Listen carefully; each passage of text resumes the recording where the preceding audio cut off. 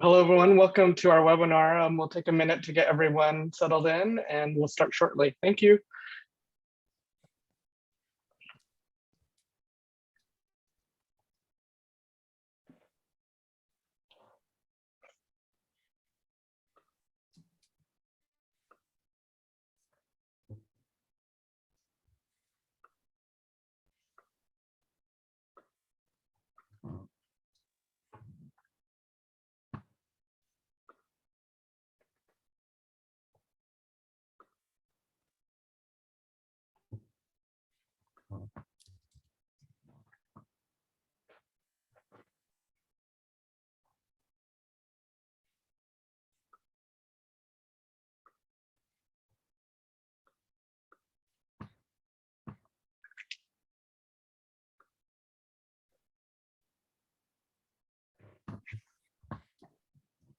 Great, I think we'll kick off now. Welcome everyone.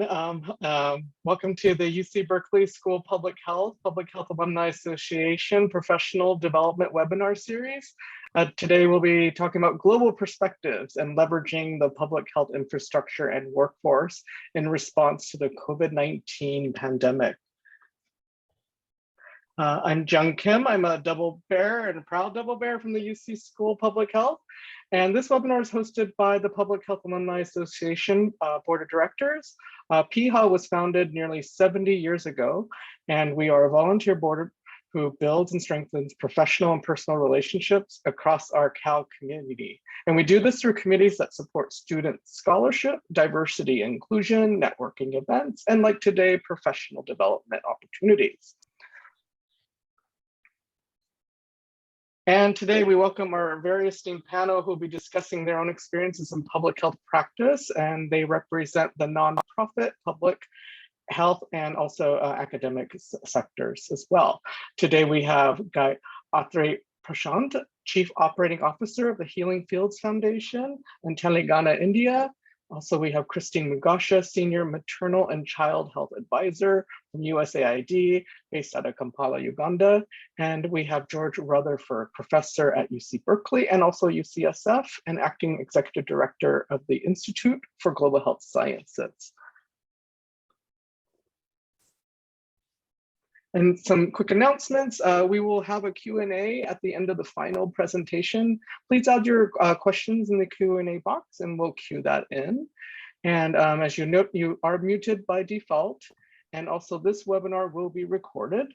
And if you're interested, please contact Eileen Pearl at the email indicated here to be directly notified on when that webinar recording will be available. Last but not least, we want to make some acknowledgements of who made this webinar happen. Thank you to Bryn Sakagawa, Cal alumna from '93, Senior Health Development Officer at USAID. Also, thank you to Eileen Pearl, Director Annual Giving and External Relationships at Cal. And also the PHA Professional Development Committee. Namely, I want to call out Alice Chu for all her earnest efforts in making this webinar a reality. So appreciate that, Alice. And then the rest of the team as well, Annie, Stella, Nihara, and Bonnie. So with that said, we'll kick off with Gayatri and look forward to hearing the presentations. Thank you. Thank you, Jung. Could I share my screen? Please do, take it away. Thank you.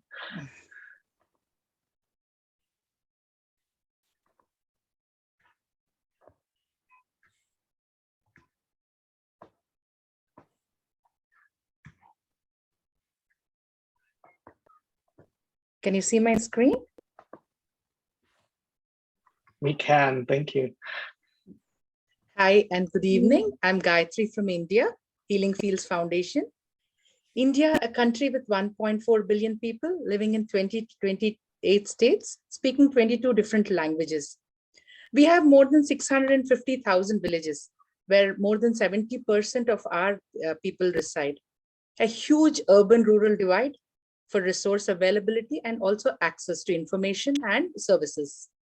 Country with diverse needs and vastly diverse needs and complex challenges. So what are these challenges? Rural women in India face cascading challenges: lack of education and employment, more hours spent on unpaid domestic work, higher risk of maternal mortality, and domestic violence. Women account for more than 70% of agricultural workforce of the country, where there's little pay and social protection, if at all. Even as women play an important role in the rural economy, they continue to face gender-based discrimination and violence. Access to healthcare is severely limited due to a combination of lack of income and resources in India's villages. The WHO had reported that in India, 40.8% of health workers work in rural areas where more than 72% of the population resides. That's the gap. Further, rural India has only 3.2 government hospital beds per 10,000 population. Health facilities in the rural districts are overwhelmed, even without a pandemic. This discrepancy in professional resources creates a crack in the system that the COVID-19 pandemic has only widened. It is within this context that Healing Fields has been working for the last 20 years, specifically in some of the most backward and remote states and districts in India. Healing Fields Foundation, we are building a vibrant ecosystem of rural healthcare in areas where basic health services are absent or severely deficient. We are doing so by transforming once voiceless, marginalized women into community healthcare entrepreneurs and health leaders with a stake in well-being of their communities. Backed with training in basic healthcare and innovative technology, these women offer a spectrum of services to improve health outcomes in their areas, from adoption of health practices to creating access to healthcare products and being the first responders to healthcare in their communities. They focus on building menstrual hygiene, maternal health, sanitation, nutrition, and hygiene practices in their communities. This multi-pronged strategy has built up a thriving culture of care across some of the most backward districts of Bihar, Uttar Pradesh, Telangana, and Jharkhand in India. As India welcomed 2021, the country was reporting less than 15,000 new COVID cases. But soon, there was a surge, and as of 7 April 2021, the number of daily infections reached 126,000, with a 7-day average of more than 100,000. By then, it was clear to us that the second wave of COVID-19 in India would be devastating. The steep rise in infections and deaths made headlines across the world as images of mass fires and people lining outside hospitals and temples for oxygen started hitting the media. This became a big disaster. There was disruption of general health services due to the pandemic response. Millions of people failed to receive adequate health care in all areas of non-COVID care, which were disrupted. Even basic immunization and treatment for basic illnesses like diabetes or tuberculosis were affected. Maternal care and immunization were disrupted. At this point, we were faced by some challenges which made us rethink our strategy and approach to primary care. The challenges were there was large fear and stigma related to COVID, preventing people from getting tested or to seek treatment. There was a lot of misinformation doing the rounds on the social media. The rural healthcare system was failing because it was overburdened and overstretched. Lack of essential supplies for COVID management in villages, and because the already poor rural supply chain had broken down.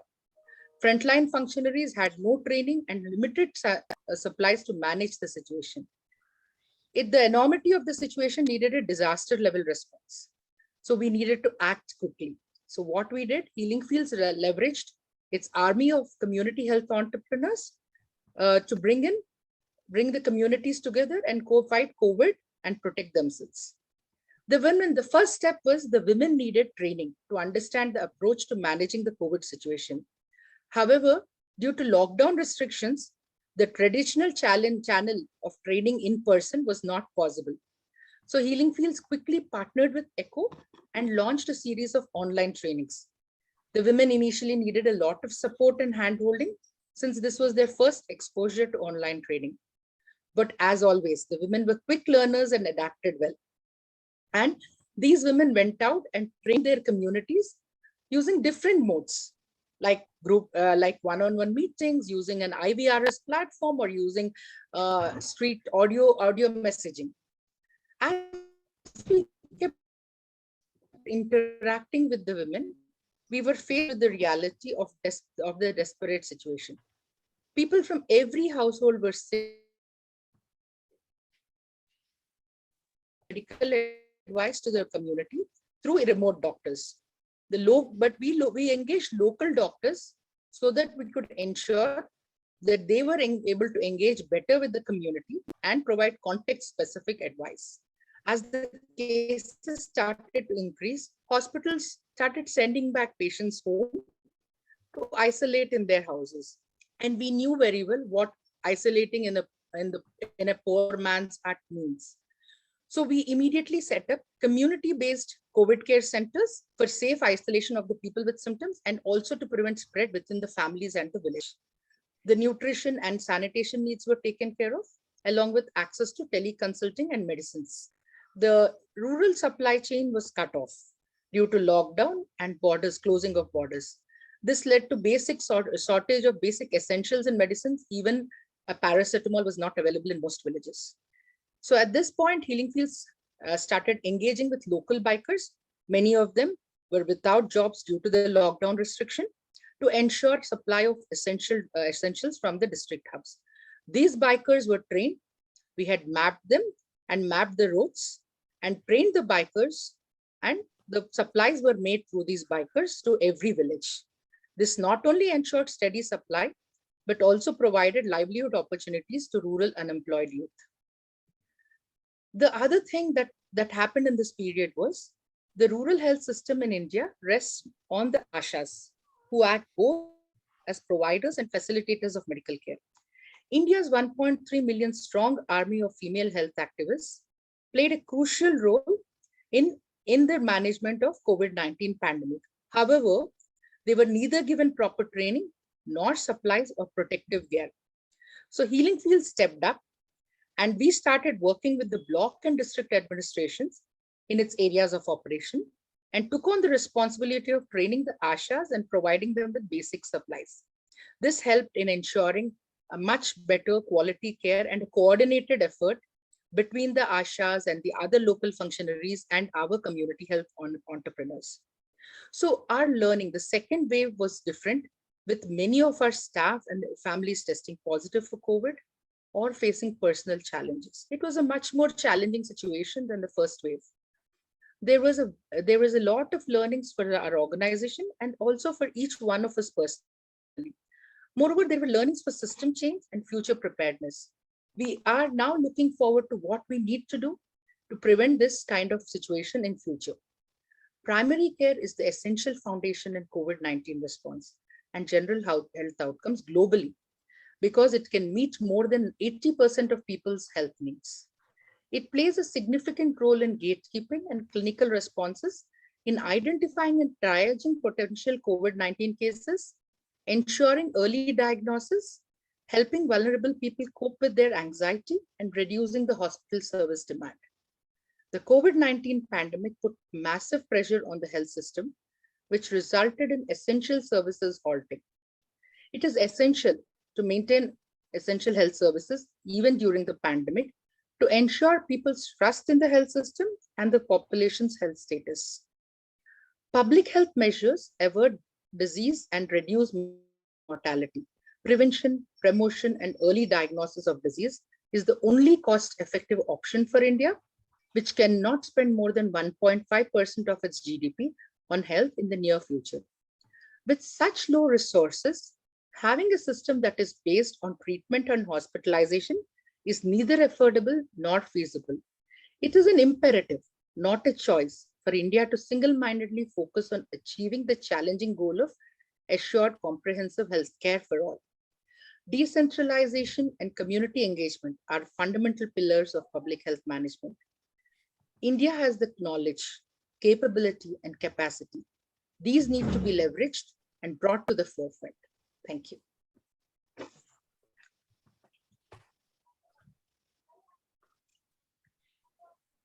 Thank you, Gayatri, what a wonderful story, and hearing about your organization and how they're responding to the pandemic, especially using the decentralized approaches and an empowerment strategy as well. So very much appreciated your time and explaining all the wonderful work that Healing Fields Foundation is embarking on.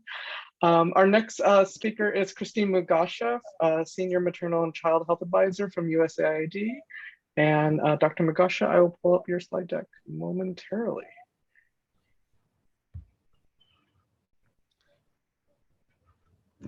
Good morning and good evening, everybody, and thank you for this opportunity to share the Uganda's experience regarding leveraging the public health infrastructure and workforce in responding and adapting to COVID-19.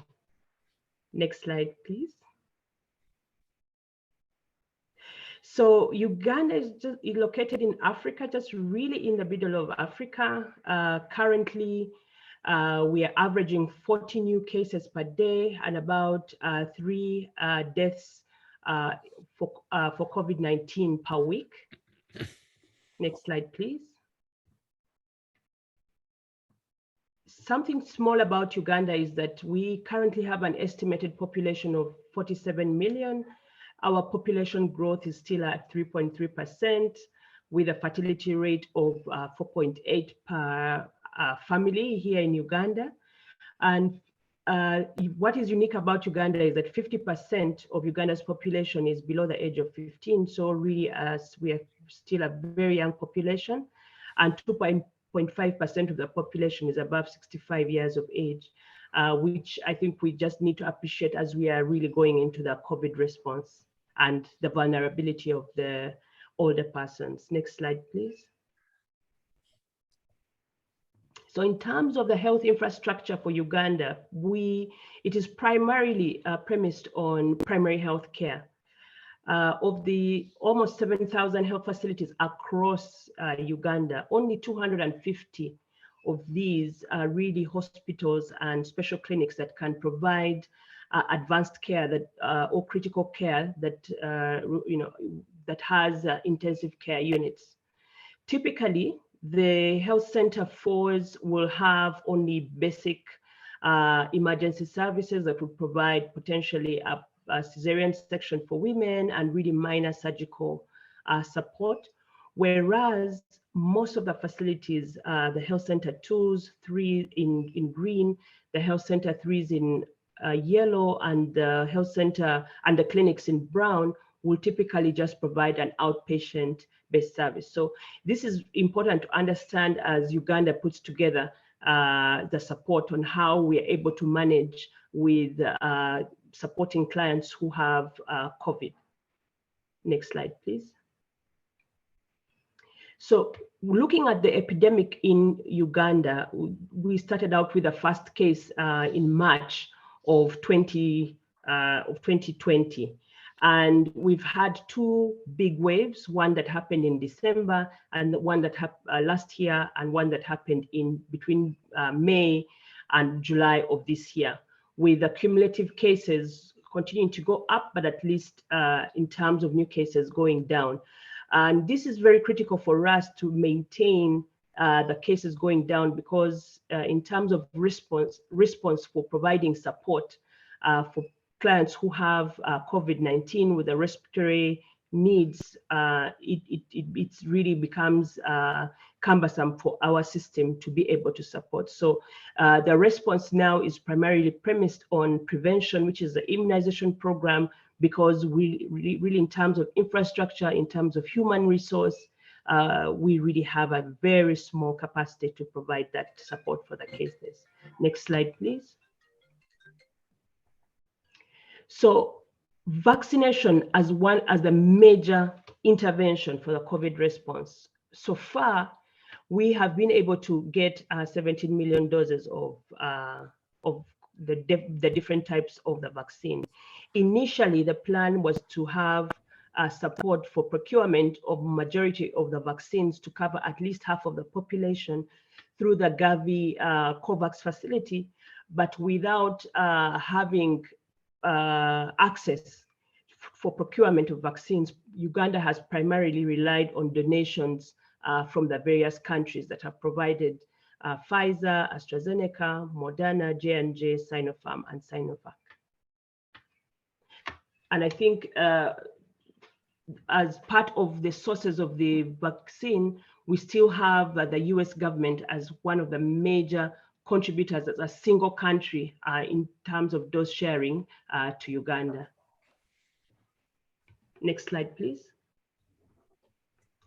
So in terms of how have we been able to have vaccines into people's arms, despite having 7 million vaccine doses that most have really come in through in November and December, so far we have only been able to give almost 7 million doses in people's arms, which is just about 31% of what we have been able, of the target population of people above 18. So for Uganda, despite having Pfizer, we are still targeting people above 18 for the vaccination process.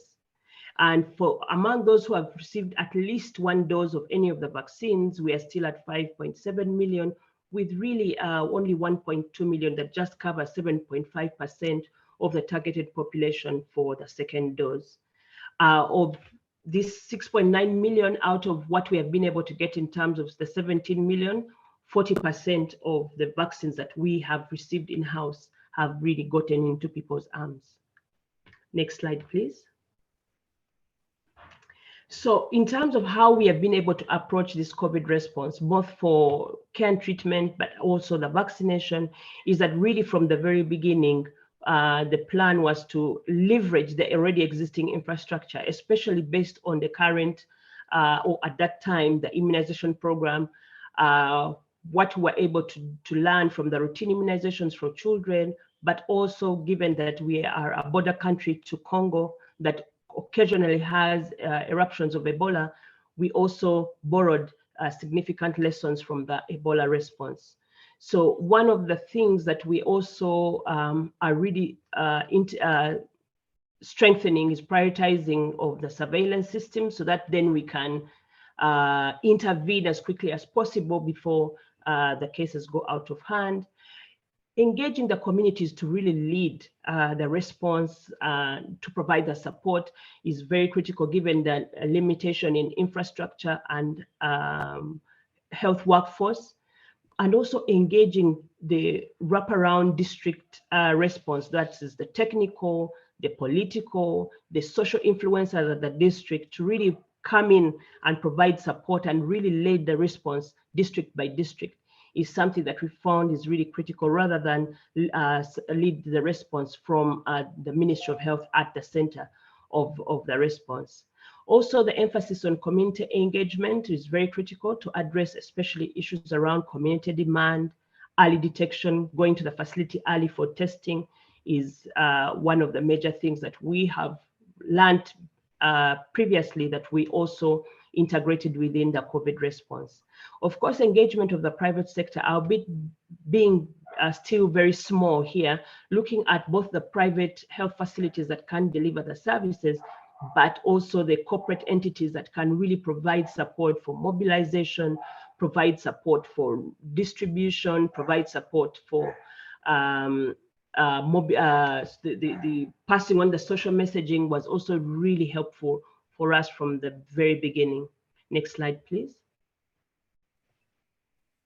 So in terms of some of the innovations and how we have been able to really pivot and really hit hard at the COVID infections and spread in Uganda, is that one of the things has been that we have really tried to adapt the infrastructure that we have within the health facilities that we have had. We've had to adapt those spaces, change them to expand critical care management.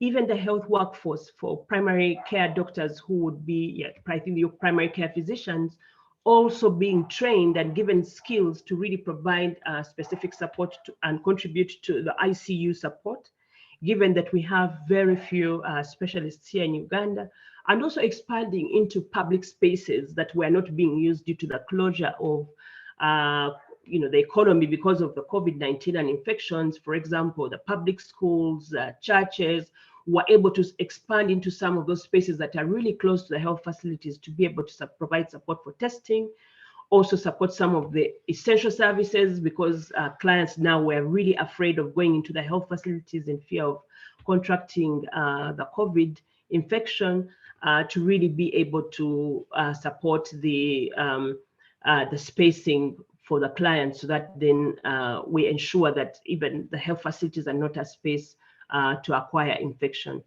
We also quickly established a COVID-19 home-based care. Initially, we had all the positive cases going into the facilities, but we quickly got overwhelmed. And for the asymptomatic clients, because of a vibrant village health team system, we were able to put in place guidelines, and we're able to train and support people who are at home to isolate themselves within the home setting and be able to get really that support from home, which really reduced the burden on already the fragile health system that we were dealing with. I think another area of innovation is that we quickly brought on board the EpiVac information system, which is really epidemiology vaccination information system, where we're able to track clients who are testing positive. We're able to track aggregate number of patients who are being vaccinated for first dose, second dose by the different type of vaccine. But we are also able to enter the individual level data, so that then as people will require the vaccination certificates as they travel, as they access the various facilities, it is very easy for us to be able to track who has been vaccinated, and then we can be able to verify as a country with the vaccination certificate really across the borders. We also, I think 2 to 3 months ago, we also realized that now there was starting to have some pockets of hotspots for the COVID infections, which are really highlighted in the map in the dark blue areas. And so we quickly changed the strategy. Rather than having a mass vaccination across the country, but we started to have regional campaigns where we were targeting to at least have vaccination for at least between 60 to 80% of the targeted population. Would go into these regions and do a 10-day campaign, get everybody involved in ensuring that we have as many vaccination spots, we have as much financing there, we have as much vaccines in the region, so that then we can start to ensure that more people are vaccinated and hopefully interrupt the spread of the infection.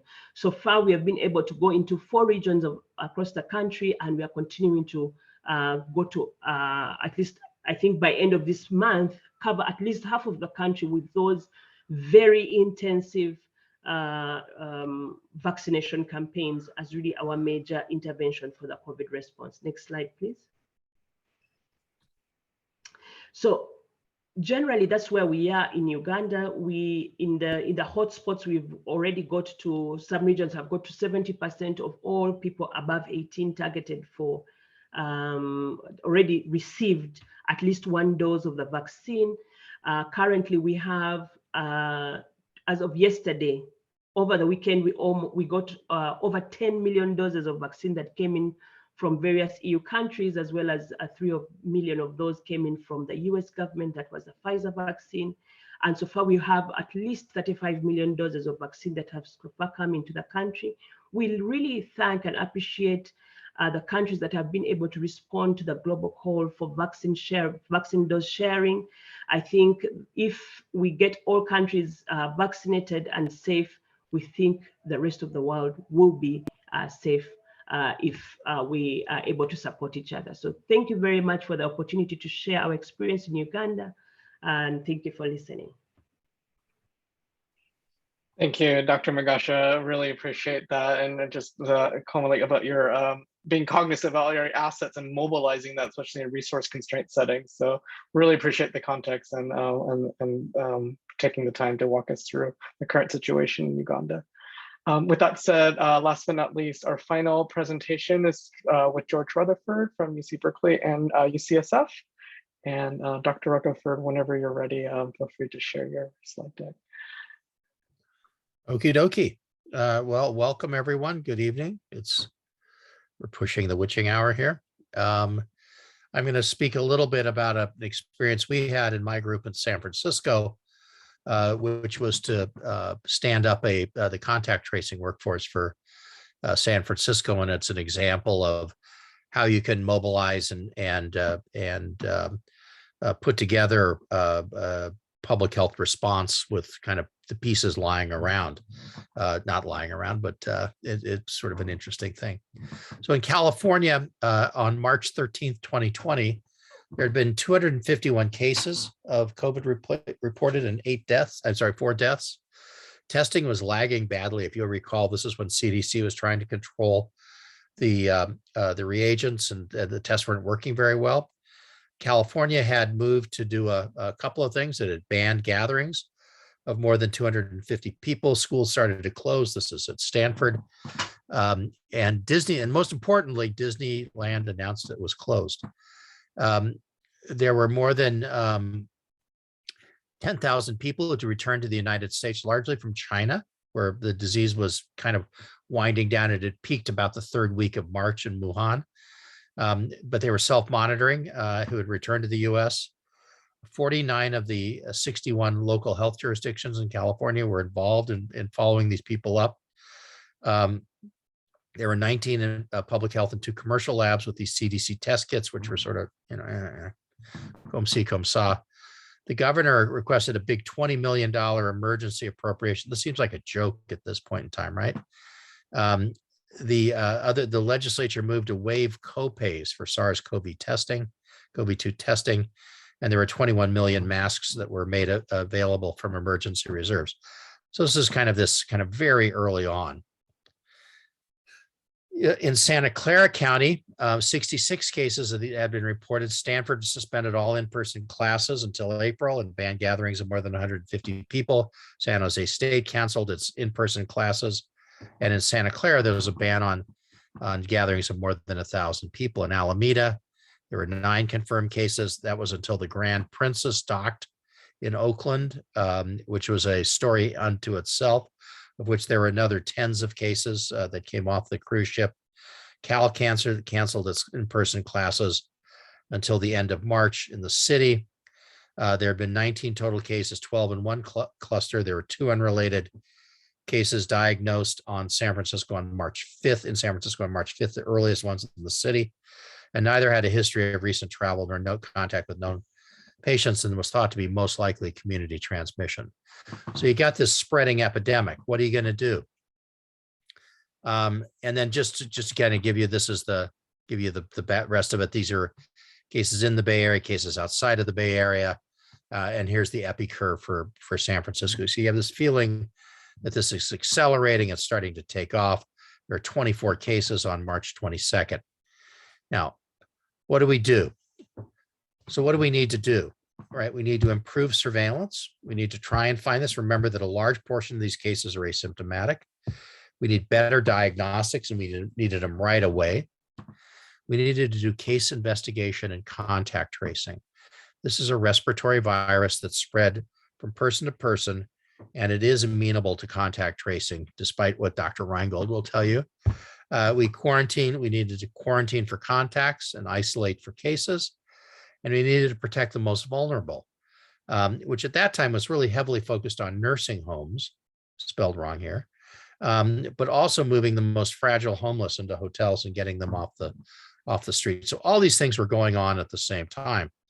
The San Francisco Department of Public Health was very short-staffed, courtesy of Prop 13 and a million cuts that had come down over the years. And my group at UCSF, which does international things, largely in Africa, couldn't travel. And we were asked under Mike Reed's leadership to stand up a contact tracing service for San Francisco to get everything organized. And so that's what this is about, to talk about how you basically reprogram an academic group with largely staffed by MPHs to become a really core sort of shock troop group for a county health department in San Francisco. So, one thing is just to say, the early indications was that contact tracing might be key. These are some early data from Shenzhen in China. which is the Shenzhen CDC compared cases identified through symptomatic surveillance and contact tracing, and looking specifically at time from symptom onset to confirmation, isolation, and admission to the hospital. So if they did symptom surveillance only, the time to isolation was 4.6 days. And if cases were identified through contact tracing, the time to isolation was 1.9 days. So that's almost 2.5 extra days of not standing around and spreading the virus. The other thing is that a bunch of the contacts, 20% here of the positive contacts were asymptomatic and 30% were afebrile. Household contacts in the study were the highest at highest risk of infection compared to other close contacts. So the take-home message here is that contact tracing and isolation. Tracing does no good with isolation and or quarantine. Decrease the spread by decreasing the time during which cases were asymptomatic and in the community. So the broader impact remains unclear given asymptomatic transmission. But the bottom line is that if you're looking at the symptomatic cases, there is a shorter time to isolation and basically removing them from circulation. So the key questions were, what technology could we leverage to support the work, but also allay concerns about confidentiality and privacy. And I'd point out that this is not South Korea or Taiwan or Singapore, which had very aggressive technologically based contact tracing programs. I was quoted, unfortunately, as saying, my 97-year-old mother-in-law, who's the person I would worry about most about being exposed, had a greater chance of launching a manned mission to Mars that afternoon than she did working through this through these complicated apps that were out there. So there was a lot of kind of app sales that were going on at the time, and we wanted to back out of that and give this more of a human touch where you wouldn't have to. I mean, the apps work great if you're a college student or high school student. Everybody has their head down looking at their phone all day long. But for older people, for the homeless, it didn't work that great. We had to mobilize people. We had to mobilize a battalion of contact tracers when DPH was already back, was already fully engaged in other things. We needed to train people to do the job and do it well and to do it quickly. And then we needed to provide for isolation and quarantine. Expanding contact tracing capacity had to go hand in hand with the expansion of support services. Again, it makes no sense to stand up a contact tracing service unless you have places for people to quarantine and isolate. And I would point out that a not unfamiliar story was that 4 guys who were were immigrants, were sharing an apartment, doing day labor. They had 1 cell phone among them. And we had to be able to not only to contact them, but to take the person who was infectious out of that group and quarantine the rest. So there were a lot of logistics involved, and luckily San Francisco has a lot of hotel space, and so that helped with that. So this is our back of the envelope calculations. If we had 40 cases a day, we'd need, we're figuring around 175 contacts, and we need 9 FTE to do this. We had 100 cases a day, it would be more like 22 FTE. And as it turned out, this is kind of what we were really looking at. It was that we would have at 100, we'd have 700 cases.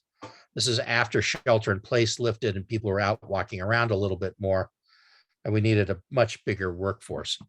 And so our estimations were that San Francisco needed between 100 and 150 people for a robust, sustainable contact tracing workforce. And so we had to do this massive expansion of care to support, track, and care for every case in contact fast and well. So we were able to start off with about 40 people from my group and from the other pieces of the Institute for Global Health Sciences. We're kind of the core, who became the first trained group and then started to train other people moving out. We had more than 400 people come to an orientation. This was all online for contact tracing, 240 doing in-depth training in contact tracing, and onboarded 105 people. Some of these people went to other jurisdictions as active contact tracers. And then this was the cool thing. We got our pick of certain city workers that would go to work on, that we could use for contact tracing. And my favorite were the librarians. City libraries were obviously closed, and this suited their talents so well.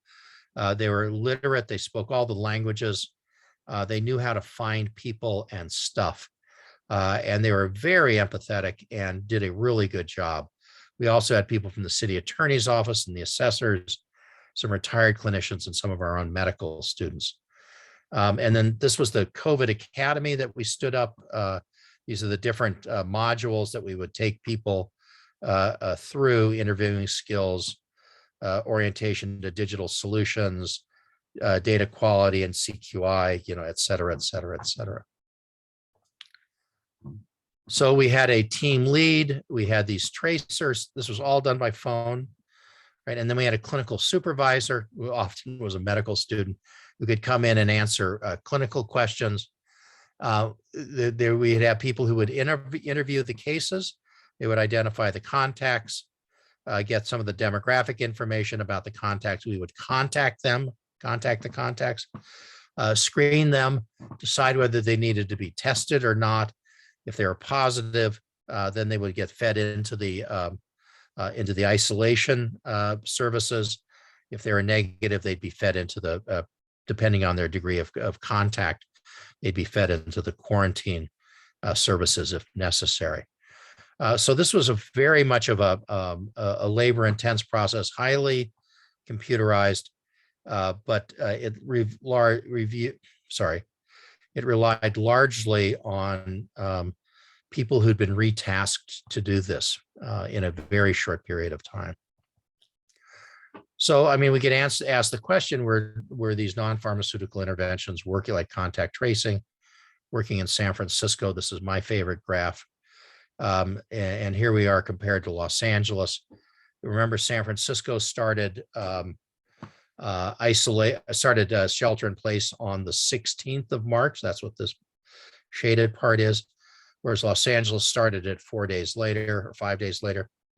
And that period of time there, getting that early start, having contact tracing in place, all these various pieces really blunted the early epidemic here in the city compared to Los Angeles. Not exactly a totally fair comparison to make, but I kind of liked it.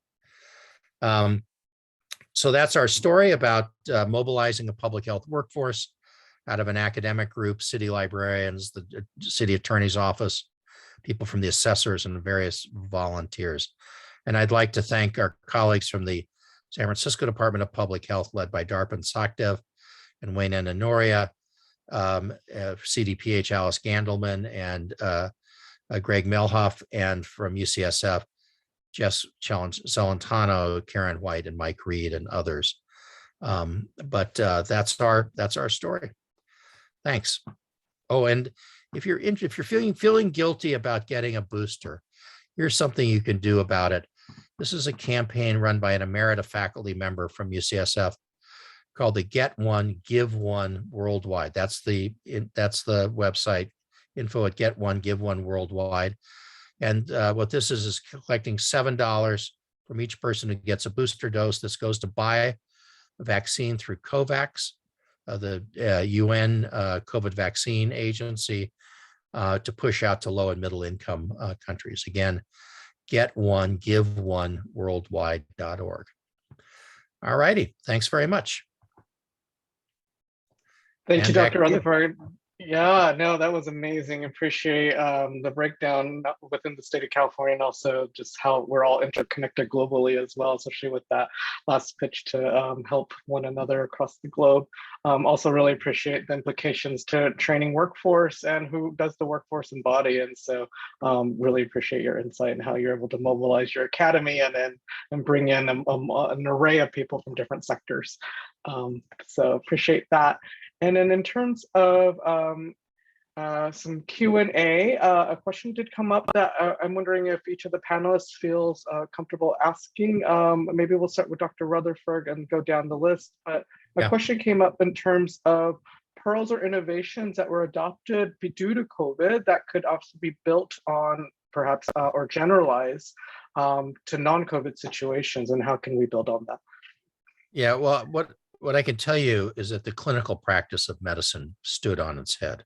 It's completely changed. And this whole business of telehealth, I think, is going to be one of the real enduring lessons from COVID, that you can take care of patients without necessarily needing to touch them. Now, as a kind of classically trained clinician, that offends me to no end. But it's true. It's true.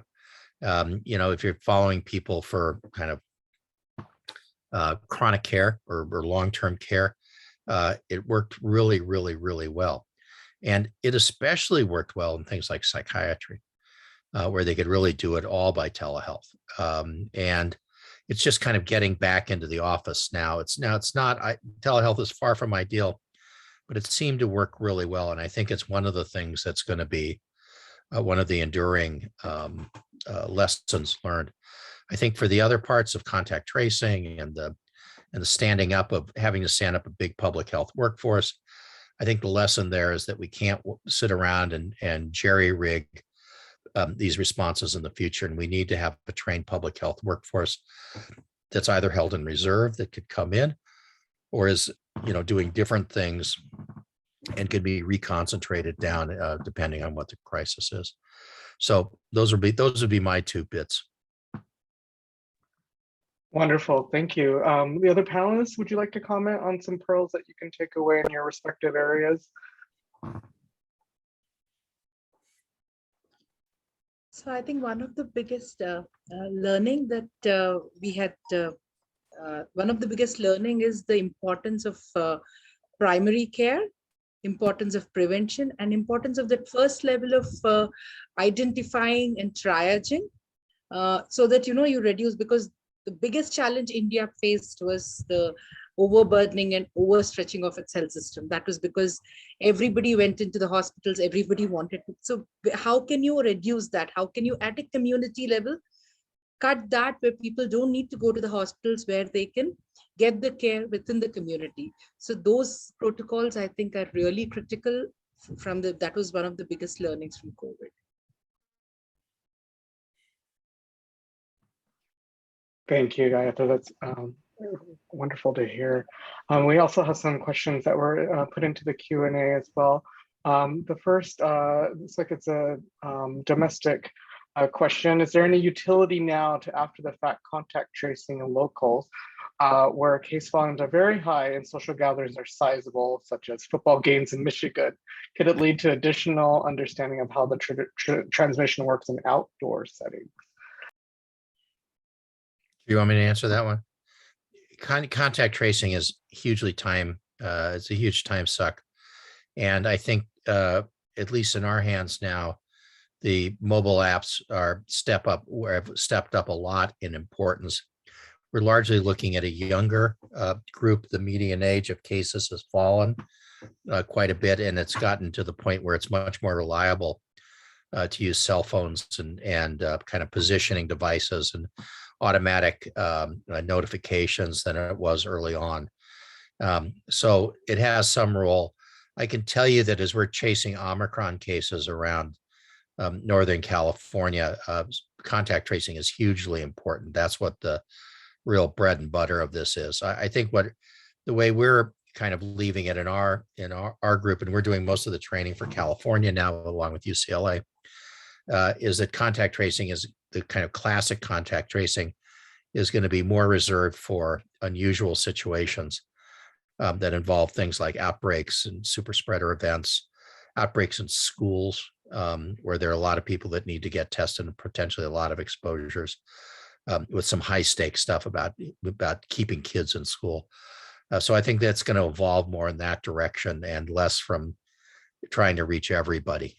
So you're correct that as people are getting at and mixing again, the potential for kind of classic contact tracing is going to be less.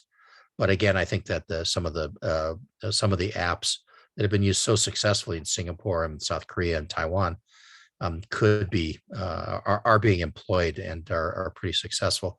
UCSD has done a ton of this and has done a pretty good job of controlling infection in their dorms.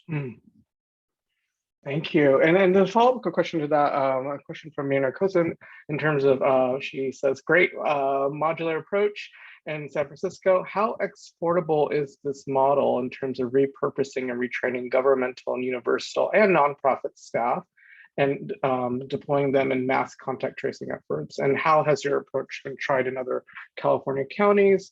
Could you comment on how well it works? And this is in the context and how it could apply to future surges and new variants. Sure, it's worked pretty well. We run the statewide training academy now. We've trained well more than 10,000 people.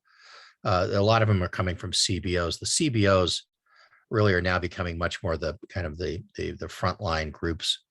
Sorry, the community-based organizations for those of you overseas are becoming more of the frontline organizations because they're of the community.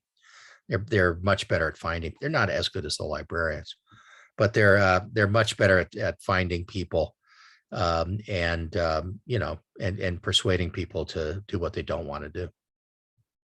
But it translates relatively well. Wonderful. I know we have a few minutes left, and thank you for those of you staying the later hour. I guess maybe we could just ask each of the panelists in terms of public health and what would be some parting words that you have for our alumni and also future public health workforce currently in school right now. Maybe we'll start with Gayatri. I would say the two keywords are decentralization and building community resilience, because I think it's time communities take charge of their health, take the step forward rather than, because the system in India was the dependency of the rural communities on external resources was very high, and that's what caused this major breakdown during the pandemic. So I think the most important things going forward would be decentralizing and letting communities take charge and lead and take care of their health and ensuring we build that community resilience. Thank you so much, Gayatri. Dr. Magasha, I think I may have cut you off earlier, but I was wondering if you had any parting words for us in terms of next steps. Yeah. Yes, no worries. I think my take home is really adaptation of the systems, the workforce, and being able to really take on a little bit more the lessons from professors sharing with bringing on the librarians and the different groups. I think is really very challenging for us here to see how we can really be able to mobilize really a diverse group to contribute to our cause. That has really been a helpful learning for me. Thank you. Thank you, Dr. Namagasha. And Dr. Rutherford, you can comment on any last words to expand on your thoughts. Go get your booster doses. That's the one major public health message of the day. I think that, again, you guys have chosen a tremendously interesting, career path. And I realize you branch into a million different areas, but don't forget your roots. And when these things happen, your local health departments and state health departments always need help. And I hope we can organize this kind of reserve corps. I don't know if people realize this, but the state college system graduates hundreds and hundreds of people who've majored in public health each year at the bachelor's level. San Francisco State has 600 majors in 2 years, and Northridge had 400. And it's a big deal. And trying to harness those people who aren't all going to find jobs in public health, but to at least get them into some sort of standby mode, so that they could, almost like a National Guard, could mobilize in times of in these kinds of situations, I think is going to be an important thing for all of us to work on going forward. Thank you so much, esteemed panelists. I really appreciate it. On behalf of the Public Health Alumni Association, we really wanted to say thank you for your generosity and just describing your lived experiences and insight on how just really illuminating the public health infrastructure and then the workforce within that and how they've responded to the pandemic. Very inspiring stories and highlighting the value of public health and the utility of it. So I cannot express our gratitude for taking the time to talk with us. And as we mentioned before, this webinar is being recorded. It will be available, which will include the slide decks. I appreciate the call out there. And again, please stay tuned for future webinars that we have from the Public Health Alumni Association. And wishing everyone a great holiday season and the end of a calendar year and staying safe. And like Dr. Rutherford said, please get your booster. So appreciate it. And if you have any questions, we'll send out information to contact us. Thank you again, panelists. We really appreciate it. And have a good night or a good day to you all. Thank you. Yep. Take care.